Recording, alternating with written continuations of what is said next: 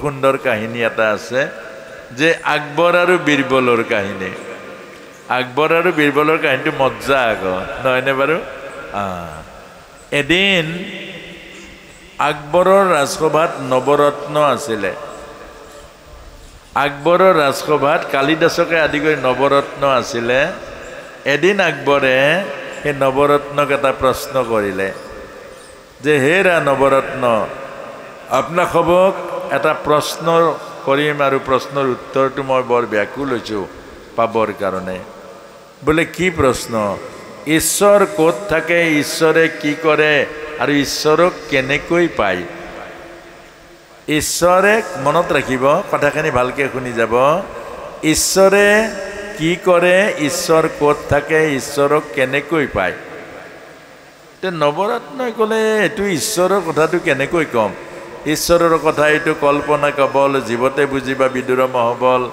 ঈশ্বৰ হ'ল ব্ৰহ্ম নিৰ্গুণ নিৰাকাৰ জাতবাসী নিৱৰ্তনতে অপ্ৰাপ্য মনসা চহা মন বুদ্ধিৰে ঢুকি নোপোৱা বোলে এইবোৰ ক'লে নহ'ব নহয় আপোনালোকক মই পুহি ৰাখিছোঁ মোৰ ৰাজসভাৰ অলংকাৰ কৰি ৰাখিছোঁ আৰু মোৰ আধ্যাত্মিক প্ৰশ্নৰ উত্তৰ দিব লাগিব এসপ্তাহ সময় দিলোঁ গতিকে এই এসপ্তাহৰ ভিতৰত মোৰ এই প্ৰশ্নৰ উত্তৰ দিব লাগিব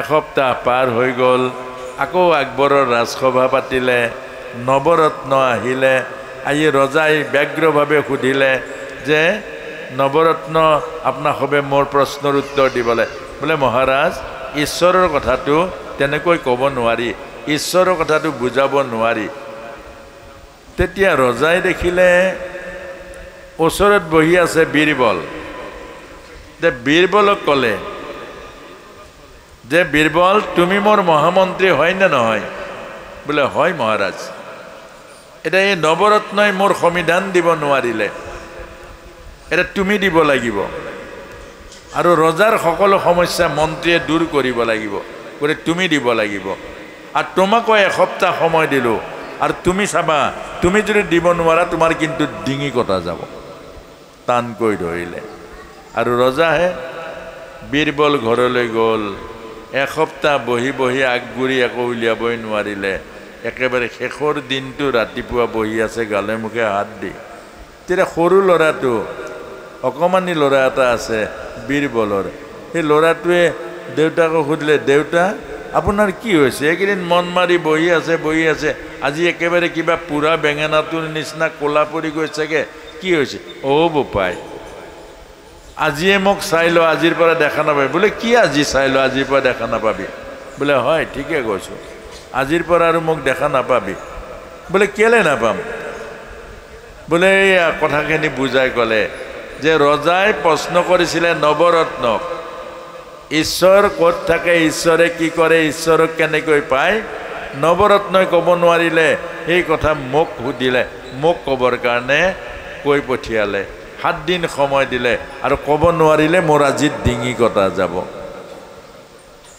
দে সৰু ল'ৰাটোৱে কৈছে দেউতা আপুনিও যে আৰু কি মূৰ্খৰ লগত পৰি আপুনিও কিবা মূৰ্খৰ নিচিনা হৈ গৈছেগে এইটো কিবা প্ৰশ্ন হ'ল জানো ঈশ্বৰ ক'ত থাকে ঈশ্বৰক কেনেকৈ পায় ঈশ্বৰে কি কৰে এইটো ময়ে জানো দেখোন এইটো নৱৰত্ন লাগে জানো এইটো কথা ঈশ্বৰৰ কথা ক'বলৈ নৱৰত্ন লাগে জানো ঈশ্বৰৰ কথা ক'বলৈ PhD লাগে জানো ঈশ্বৰৰ কথা ক'বৰ কাৰণে IAS হ'ব লাগে জানো চাকৰি কৰিবৰ কাৰণে লাগে ঈশ্বৰৰ কথা ক'বৰ কাৰণে লাগে জানো ঐ ধেমালি নকৰিবা আজি মোৰ শেষ দিন বোলে ধেমালি নহয় তেতিয়াহ'লে কোৱাচোন বাৰু বোলে আপোনাৰ আগত নকওঁ এই ৰজাৰ আগত কওঁ আকৌ লগালে লেঠা এটা আকবৰে তথাপিও ভাবিলে যা কিবা এটা কৈ মৰি অন্তত কিবা এটাটো হ'ব ঠিক আছে ল'ৰাক লৈ গ'ল অকমানি ল'ৰা ক্লাছ 6ত পঢ়া ল'ৰা এটা সি হাফ পেণ্ট এটা পিন্ধি ল'লে গুচি গ'ল গৈ ৰাজসভা পালে একেবাৰে দুৱাৰ মুখ পোৱাৰ লগে লগে আকবৰে ব্যগ্ৰ হৈ মাতিছে আৰে বীৰবল আহা আমি প্ৰশ্নৰ উত্তৰ জানিবৰ কাৰণে উত্ৰাৱল হৈ আছোঁ আজি তুমি কেলে দেৰি কৰিছা আহা মোক প্ৰশ্নৰ উত্তৰ দিয়া তে বীৰবলে ক'লে মহাৰাজ মই মহামতী আকবৰৰ মহামন্ত্ৰী। আৰু আপোনাৰ প্ৰশ্নটো একেবাৰে অকমানি প্ৰশ্ন। ইমান অকমানি প্ৰশ্নটোৰ উত্তৰ মই দিব বুলি ভবা নাই।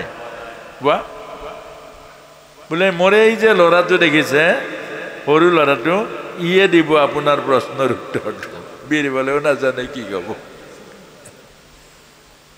ৰজা দেখিলে, ঐ ল'ৰা, তই বাৰু প্ৰশ্নটো জানো নে নাজানো? উত্তৰটোৰ পাছৰ কথা। ঈশ্বৰ ক'ত থাকে, ঈশ্বৰক কেনেকৈ পায়, ঈশ্বৰে কি কৰে? মহাৰাজ, মই আজি প্ৰথম আপোনাৰ ৰাজসভালৈ আহিছোঁ। অতিথি দেৱ ভৱ।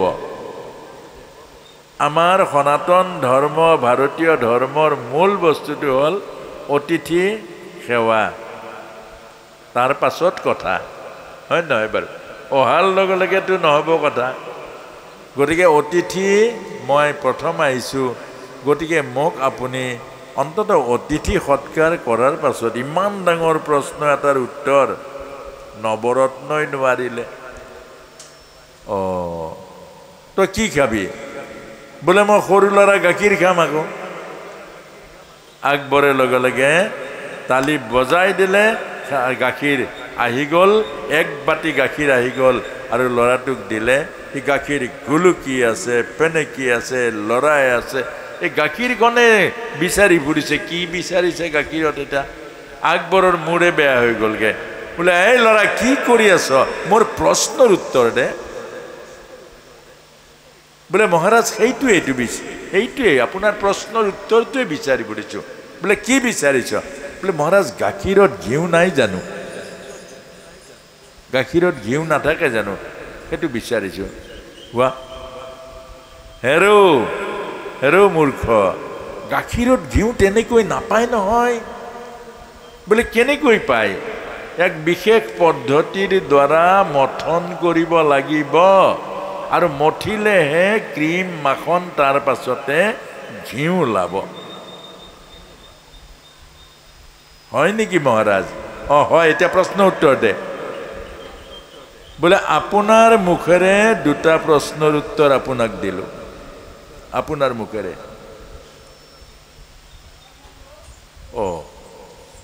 কি মোৰ মুখেৰে?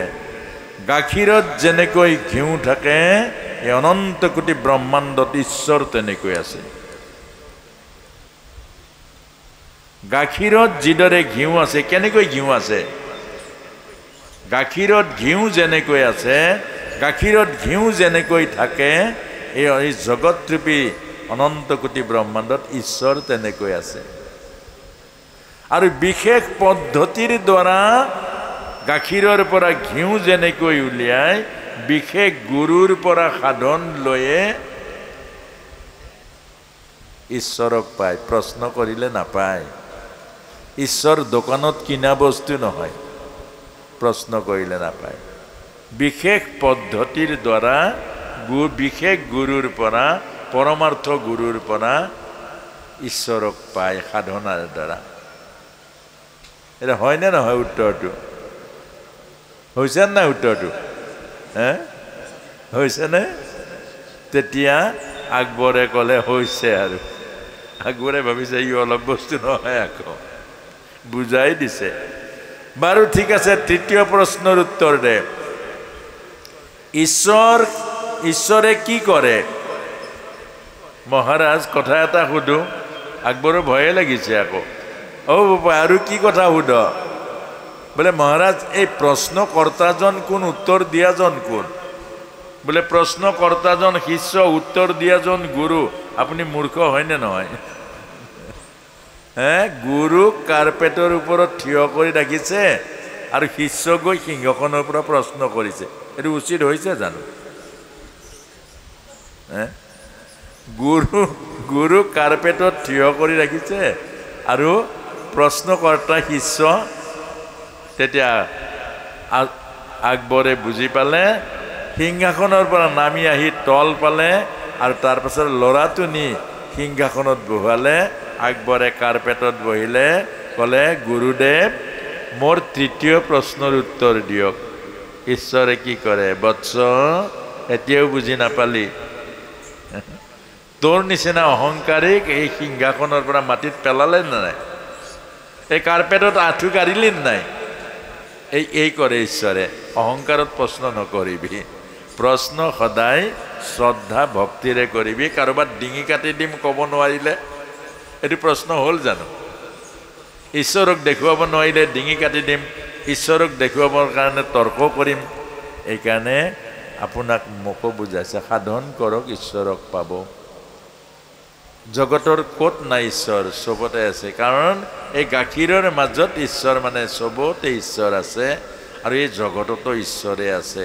মাত্ৰ সাধন কৰিলেহে ঈশ্বৰক পোৱা যাব। গতিকে সাধন কৰিবৰ কাৰণে আমি প্ৰত্যেকেই, গুৰু দুই প্ৰকাৰৰ, এক সৎগুৰু, এক অসৎ গুৰু। খুব ধ্যান দি শুনিব।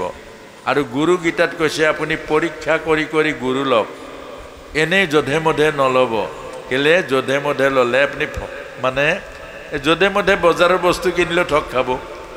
গতিকে পৰীক্ষা কৰক যে ঈশ্বৰক দেখাজনে ঈশ্বৰক দেখুৱাব, পৰমাৰ্থ গুৰুহে পৰমাৰ্থ তত্ত্ব ক'ব। এই সংসাৰী গুৰুৱে দোলটা বীজ দিব। গতিকে গুৰু কেইবাবিধো আছে। সেইকাৰণে ভাৰতৰ হাততো আছে অনেক দোকানী, নিচিনি কিনিলে মিলিব। গুৰুজনাই কেলে লিখিলে? এইকাৰণে লিখিলে, এটা হ'ল পৰমাৰ্থ গুৰু যি ঈশ্বৰক দেখুৱাব, এটা হ'ল সংসাৰী গুৰু, সেই সংসাৰখনক দেখুৱাব। গতিকে আমাক এই কথাটোকে কৈছে। আৰু ভকত আই মাতৃসকলৰ বিনম্ৰ অনুৰোধ, শকুন্তলা নামেৰে শুনিব পাৰে চাৰি। গতিকে প্ৰভুৱে আমাৰ দয়া কৰে যে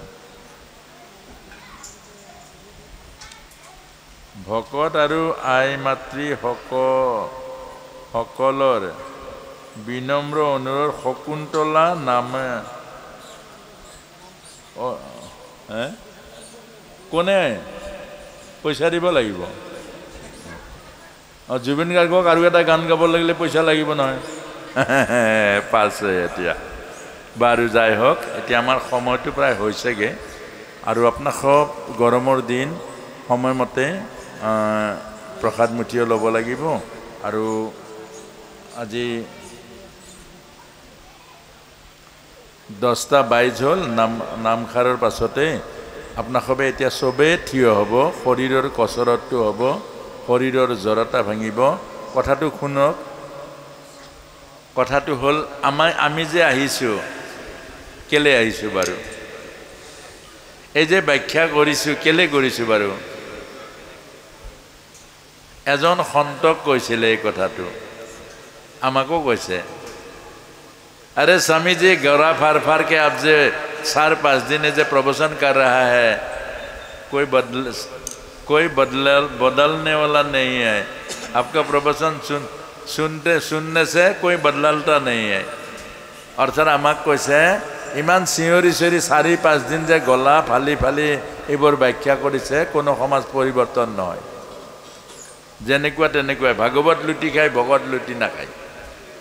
এইখন লাভ নাই। সন্ত এজনক কৈছিলে,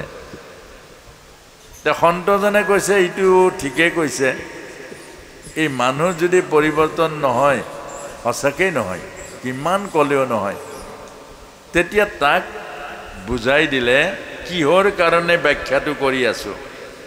সি দেখিলে নামঘৰ এটা, নামঘৰৰ কাষত এটা কুঁৱা এটা আছে, কুঁৱাটোৰ পাছতে এটা বগী টিং আছে। আৰু বগী টিংটো আছে কি, নামঘৰত চূণ দিছিলে, এই চূণ দিয়া বগী টিংটো আছে। যেতিয়া সেই বগী টিংটো যেতিয়া দেখিলে, তাক মাতিলে, আৰে ভাই ইধৰ আও ইধৰ আও। সি আহিলে, এই যে কুঁৱা মে পানী है? সি যাই চালে, हाँ स्वामी जी कुआं में पानी है, और पानी उठाने वाला टीना है? बोले हाँ टीना एक तो है, तो पानी उठाओ। पानी उठा ले, ये जो सोना का टीना है ना, उधर में डालो। डाली ले 1 टिंग 2 टिंग 3 टिंग, और फूटा पानी तो उला जाए। अरे स्वामी जी रहता नहीं है, फूटा है। अरे तुम पानी डालो ना। আকৌ পানী ধৰে 1 টিং 3 টিং 4 টিং 5 টিং 10 টিং 15 টিং। अरे स्वामी जी वो फूटा है, पानी रहता नहीं। अरे तुम पानी डालो ना, तुम्हारा काम पानी डालना है, पानी डालो। ই ভাবিলে ভাল, পাগলৰ লগত জটটো লগাই ললো আৰু বিপদ লাগিলে। পানী ঢালিছে ঢালিছে ঢালিছে ঢালিছে 30 40 50 এনেকৈ বাই বাই যেতিয়া আখি টিং ঢালি দিলে তাৰো ভাগৰ লাগিছে। সেইজনে ভাবিছে ভাল, পাগলৰ লগত পৰিলো। এতিয়া आखी टिंग मन ढालिले, ढालार पाছত कैसे, अरे बेटा ये लेके आओ तो, टीना लेके आओ। अरे स्वामी जी आप क्या करते हैं, ये जो फूटा है रहता नहीं है पानी। अरे ठीक है पानी रहता नहीं, टीना लेके आओ। तो पानी टिंग तो लोया हिले आई कैसे, क्या हुआ? बोले कुछ नहीं है, पानी नहीं है। अरे कुछ तो हुआ ना। अरे तुम तो पानी डाला था ना। हाँ डाला था, पानी रहता नहीं, लेकिन तो कुछ हुआ। हाँ स्वामी जी कुछ हुआ। क्या हुआ? वो जो मामर था ना, वो मामर जो था ना वो चला गया। तब काम बन गया हमारा। अर्थात मैं যদি মানুহৰ বিকাৰবোৰ দূৰ কৰিব পাৰো, অৰ্থাৎ এইখন বাখনৰ পৰা যদি কাৰোবাৰ চৰিত্ৰ পৰিশুদ্ধি কৰিব পাৰো, এজন নিচা খোৱা মানুহক যদি মই নিচামুক্ত কৰিব পাৰো, এখন গৃহস্থী ঘৰ যদি নষ্ট হোৱাৰ পৰা ৰক্ষা কৰিব পাৰো, পিতা পুত্ৰৰ মাজত যদি পুনৰ শ্ৰদ্ধা ভক্তি আনি দিব পাৰো, তেতিয়া কাম হল নাই প্ৰভু? এইটোৱে প্ৰবচনৰ উদ্দেশ্য। মানুহ আমি ঈশ্বৰ বনাব নোৱাৰো, ঈশ্বৰে বনাব ঈশ্বৰ। আমি মুক্তি দিব নোৱাৰো, মুক্তি ঈশ্বৰে দিব। আমি কাৰোবাক ধন দিব নোৱাৰো, পূৰ্বজন্মৰ পুণ্যই আপোনাক ধন দিব। বাকী সব ঈশ্বৰৰ কাম। এটা কাম কৰিব পাৰো, মামৰ কিন্তু দূৰ কৰি দিব পাৰো, স্বভাৱৰ পৰিৱৰ্তন কৰি। আৰু সেইটোৱে আমি আজি এই 4 দিন যত্ন কৰিছো স্বভাৱৰ পৰিৱৰ্তন হ'বৰ কাৰণে। গতিকে এইখিনিকে আপোনালোকে আশীৰ্বাদ দিব। আৰু সেই উদ্দেশ্য লৈয়ে অসমৰ প্ৰান্তে প্ৰান্তে ঘূৰিছো। আৰু মই এইখিনি কথাই সদায় মনত স্মৰণ কৰোঁ। অন্ততঃ এটা পৰিয়াল যদি, এজন মানুহৰ যদি অন্ততঃ বিকৃত স্বভাৱৰ পৰা আমি মুক্ত কৰিব পাৰোঁ, এইটোৱে মোৰ জীৱনৰ সকলোতকৈ ডাঙৰ কৰ্ম হ'ব বুলি ভাবি আমি এই কামখিনি কৰি আছোঁ।